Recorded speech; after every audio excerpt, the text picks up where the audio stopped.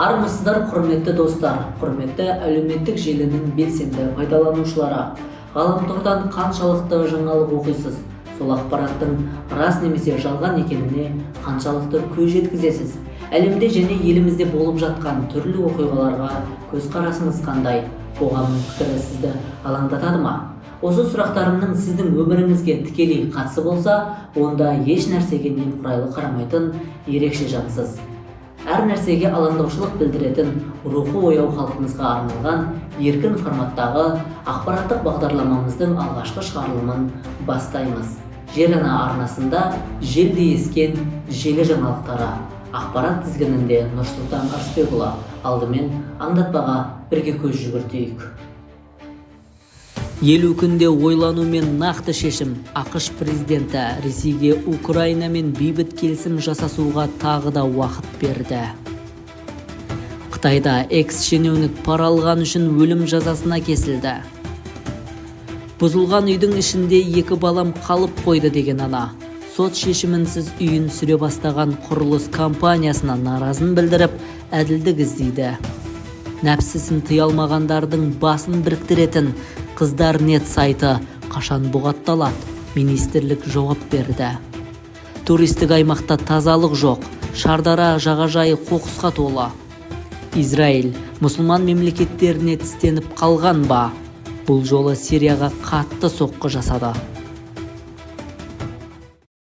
ақш президенті Дональд Трамп Мәскеуге Киевпен бейбіт келісімге келу үшін 50 күн уақыт берді. Осы мерзім ішінде келісім жасалмаса, Ресейдің экспорттық тауарларына 100% көлемінде қосымша тарифтер енгізіледі. Сондай-ақ Ресей өнімдерін сатып алатын үшінші елдерге қарсы қайталама санкциялар енгізу туралы да сөз болып отыр.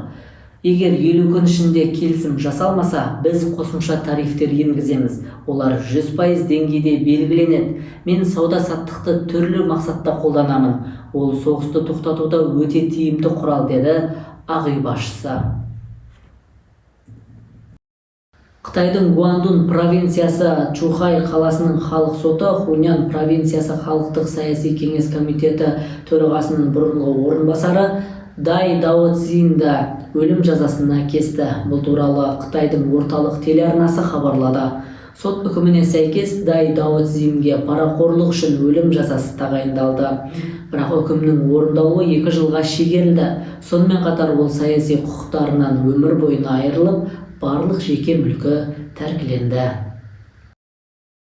Астанада құрылыс компаниясы балалар отырған үйді сот шешімінсіз бұза бастады. 9 шілде күні Астанадағы Садовод 3 саяжайында көпшілікті алаңдатқан жағдай тіркелді. Заңгер Жәнібек Башанов Facebook парақшасында Best Story құрылыс компаниясының әрекетін заңсыз деп атап, жұртшылықтан көмек сұрады.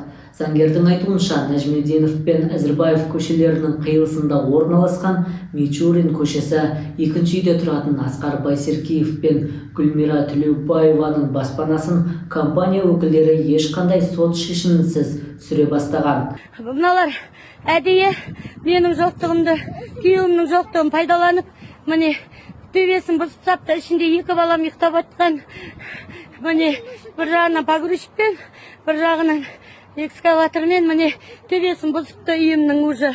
Мені әдейі ан жаққа шақыртып, бұлардың бәрі жемқорлар, бірінен бірі ақшамен ауыздарын жауып, істеп атқан тірлігі ана мен баланың зарын еститін, мұңын тыңдайтын адам бар ма, жоқ па бұл Қазақстанда? Белгілі болғандай, аталған отбасы құрылыс компаниясымен соттасып жатыр. Алайда сот процесі әлі аяқталмаған. Соған қарамастан жұмысшылар үйді бұзу жұмыстарын бастап кеткен. Оқиғадан соң отбасыға 10 шілдеге дейін үйден мәжбүрлеп көшу туралы ескерту де берілген. Башановтың сөзінше, бұл қарапайым отбасына қысыммен көшіру үшін әдейі ұйымдастырылған әрекет. Сот шешімі шықпай жатып, оларды көшіріп, үйді толығымен жоймақ, дейді заңгер. Неге Қыздар.нет сайты Қазақстанда әлі де қолжетімді? Неліктен бұл сайтта басқа да қыздардың жеке деректері жарияланады? Бұл сұраққа Қазақстан Республикасының цифрлық даму, инновациялар және аэроғарыш өнеркәсібі вице-министрі жооп берди. Біз министрлік ретінде тиісті заңдарды қабылдаймыз. Тиісті және сол заңдардың орындалғанын қадағалаймыз. Ал енді жаңағы тергеу барысында және тағы да басқа кездерде осы персоналды дербес деректер шығып кетіп жатса, ол әрине ол тексеріске оған жазалар бар. Сізде сондай ақпарат болса, тиісті органдарға ақпарат бере аласыз. Ол енді әкімшілік бұзушылық болса, оған біз жауаптымыз, әрине, персоналды жаңағы дербес деректерге байланысты.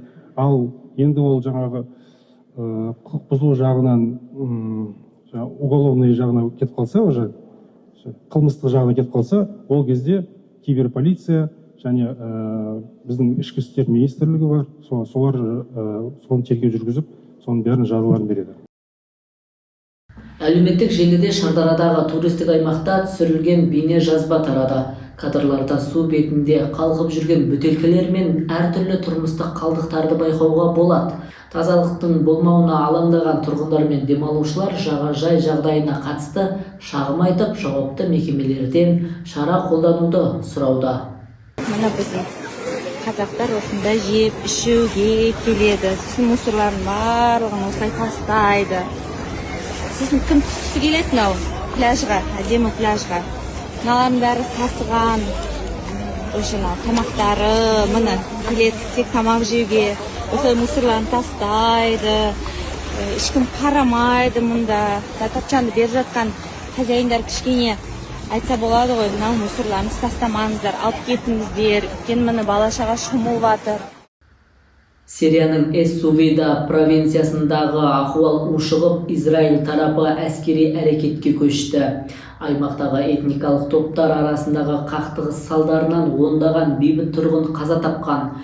Кей деректерге сәйкес Сирияның үкімет әскері арнайы операция жүргізіп, 100-ден аса адамды, оның ішінде әйелдер мен балаларды да аямаған. Ресми мәліметтерде бұл сан әлде қайда төмен көрсетілген. Израиль билігі бұл әрекеттерге төзбейтінін айтып, аймақтағы зорлық-зомбылыққа жауап ретінде әуе соққысын жүзеге асырған. Шешімді елдің премьер-министрі Биньямин Нетаньяху қабылдаған. Құрметті достар, бүгінгі желі жаңалықтар осымен тәмам. Келесі жүздескенше аман сау болыңыздар.